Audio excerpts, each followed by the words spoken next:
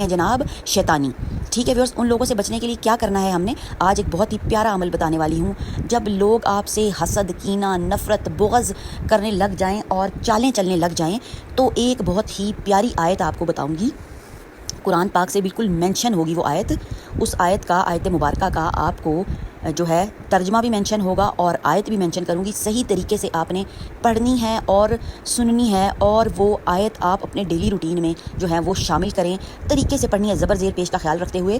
اور کیا کرنا ہے، صبح شام جتنا بھی آپ کو آسانی ہو 3 دفعہ 5 دفعہ یا 7 دفعہ پڑھیں. اور آپ نے جو ہے کومنٹ میں ڈن بھی کرنا ہے کہ ہم نے یہ آیت مبارکہ پڑھی ہے اور روٹین میں شامل کر لیں. بلکہ اس کا اسکرین شاٹ لے کے اپنے موبائل میں اس کو ڈاؤن لوڈ کر لیں اور جناب پڑھنا ہے آپ نے. بس صبح شام پڑھیں، پھر ایک اورا کریٹ ہو جائے گا اور شیطانی چالیں جو ہیں وہ دم توڑ جائیں گی.